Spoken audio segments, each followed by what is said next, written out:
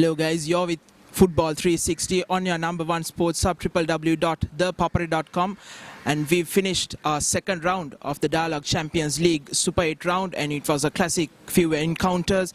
Firstly, it was Colombo FC versus Crystal Palace, which ended 5-2, but it was a thrilling match where Colombo FC got off to a perfect start, but they couldn't capitalize on their chances as both teams were coming on a winning streak, with Colombo FC with 16 wins on the trot, while Crystal Palace FC on 8. While Crystal Palace defensively, they were solid, and with the nerves of that first match gone, they were defended in numbers and frustrated Colombo FC throughout the first 30-35 minutes. And coach Mohammad Rumi, seeing that he needed a tactical plan with Madhushankar, who was playing centrally because AC Frank was out. He's out for 2 weeks. Frank was injured in that last match against Air Force, and Madhushankar was shifted to the right, and Ahmad Shazni was introduced midway through the second half, and it paid dividends as they scored the first goal just before halftime. But after halftime, Crystal Palace was a completely different team as they attacked on the counter, and Isaac Abba, one of the highest goal scorers in this tournament, scored 2 goals back-to-back, and they were leading 2-1. But Colombo FC, who has been in these kind of positions, coming back from 2 goals down, and they had the experience with the likes of Dimitri and the youth, and they came back strongly with Dimitri orchestrating, with him being shifted to the right. He scored 1 goal, and then it was Zarwan Johar and Ahmad Shazni scoring 2 goals as well. For Crystal Palace, their bench strength is not that strong, while some of their main first 11 players are carrying a few injuries. And talking about the next match, which happened at 5 p.m. on the Saturday, it was Blue Star SC versus Renown SC, and it was a classic encounter on paper, because last season also it was a goal-filled match which ended 3-all, but this time it was Renown who came out on top with a 3-2 win. Renown got off to a 2-0 lead inside the first 20 minutes as Blue Star's defense was all over the place. Blue Star had only conceded 3 goals in their group stage matches, but now in just 2 matches in the Super 8 round has conceded 6 goals, which is quite staggering for a good defensive back four. But at the end of the first half, Youngson Richards scored the first goal, but he missed a crucial penalty which was saved by Satish Kumar as they went into halftime 2-1. And in the 70th minute, Degni Abraham scored the equalizer for Blue Star. And for the fans, they hoped that there was a comeback in place, but it was Emmanuel Ojinkia scoring his second goal that made the difference. While Blue Star needs to win their next 5 matches if they are to make a telling blow in this Dialog Champions League Super 8 encounter, while Renown looks like are the only contenders apart from Army and Colombo FC. Now looking back at the Java Lane versus Army, that match ended 4-1 in favor of Army. Last season also it was a one-sided affair which Army won 4-0, and it was a huge test for Java Lane coming back from a 4-0 defeat against Renown in that first week. While their captain Rizkan Faizer was on the bench, he's still nursing an injury, while Java Lane were set up to go on the counter-attack defensively, while Chamara De Silva, who had a poor game last match, was in midfield, but that tactical plan didn't work as Army scored through Punsara Tiruna, but they got a few chances in the first half as well, and they missed quite a few, which didn't satisfy coach Mohammad Fahmi.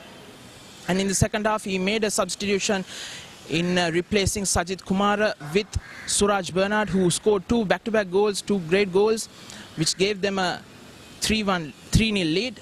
And Rizkan Faizer, who was a substitute, came on and did the trick, pulling 1 goal back in the 90th minute. It was too little too late, and Punsara Tiruna scored late into injury time to make it 4-1.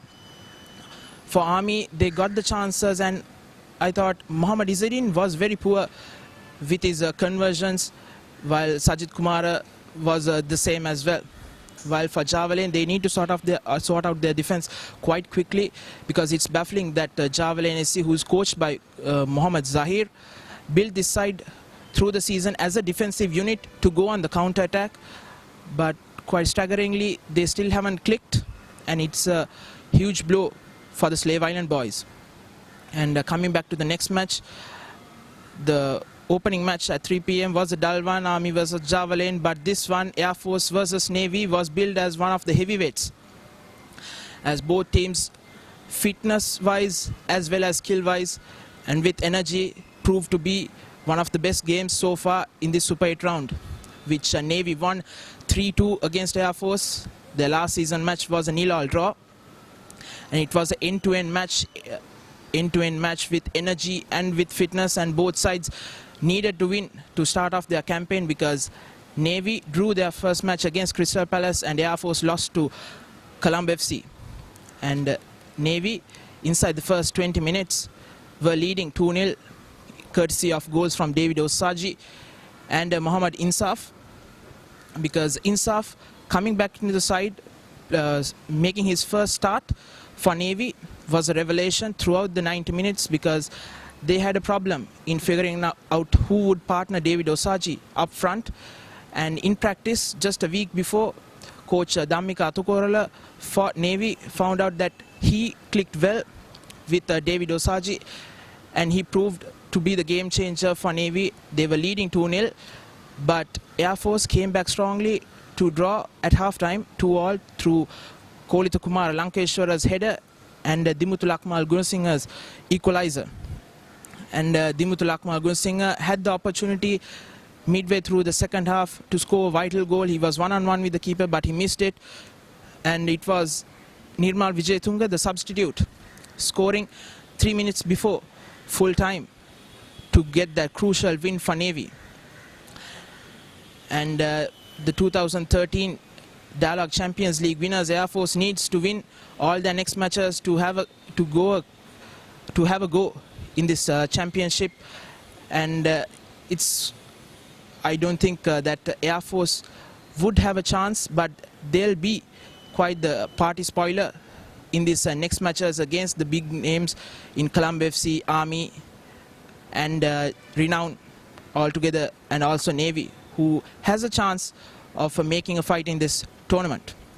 And just looking back at the points table, it's Colombo FC and Army who are equal on 9 points, but Colombo FC leading because they have a better goal difference, while Renown, who came into this Super 8 round with 0 bonus points, have won 2 matches and are on 6 points, while Navy in 4th place with that 1 win has 4 points, while Blue Star, Crystal Palace, Air Force and Javelin